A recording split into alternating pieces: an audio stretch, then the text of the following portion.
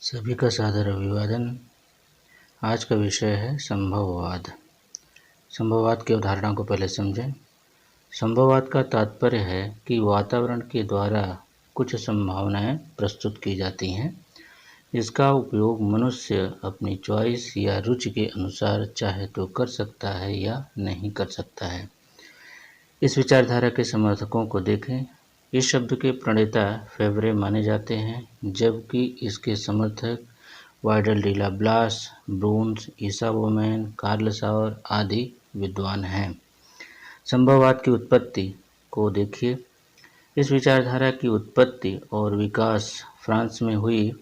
इसी कारण इसे भूगोल की फ्रांसीसी विचारधारा कहते हैं। इस धारणा के जनक वाइडल डी ला ब्लास हैं। इसके विकास में ब्रून्स, डिमांजिया, सावर और ईसा बोमैन आदि विद्वानों ने महत्वपूर्ण योगदान दिया। इसके विश्लेषण को देखें। संभववाद में यह बताने का प्रयास किया गया कि प्रकृति द्वारा कुछ संभावनाएं प्रस्तुत की जाती हैं। इन संभावनाओं में से विभिन्न तत्वों या घटकों का चुनाव मनुष्य अपनी आवश्यकता या अभिरुचि और क्षमता के अनुसार करता है। इसी चॉइस के अनुसार किसी क्षेत्र या प्रदेश के साथ मानव समाज सामंजस्य भी स्थापित करता है।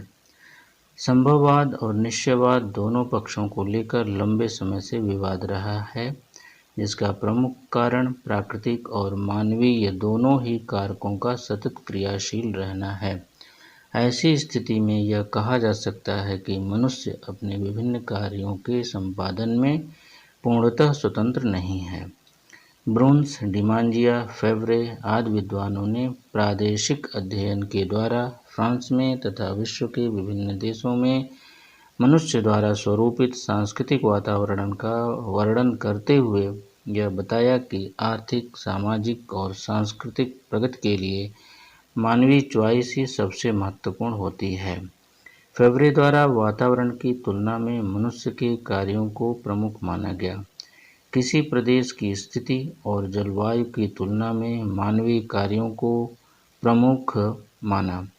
इसी क्रम में एक स्थान पर उन्होंने लिखा कि मानव प्राकृतिक संभावनाओं का स्वामी होता है तथा उन संभावनाओं के प्रयोग का निर्णय करता भी। ईसा बोमैन ने इस धारणा का समर्थन करते हुए बताया कि प्राकृतिक वातावरण मानव समाज के रूप को ही केवल निश्चित नहीं करता है, बल्कि इस क्रिया में मानव को विभिन्न नए प्राकृतिक घटकों का भी पता चलता रहता है। बोमैन के अनुसार वातावरण के विभिन्न घटक मानव के संपर्क से परिवर्तनशील होते हैं, क्योंकि मनुष्य स्वयं परिवर्तनशील है। मनुष्य द्वारा प्राकृतिक वातावरण में किए गए परिवर्तन प्रत्येक क्षेत्र में प्रतीत होते हैं।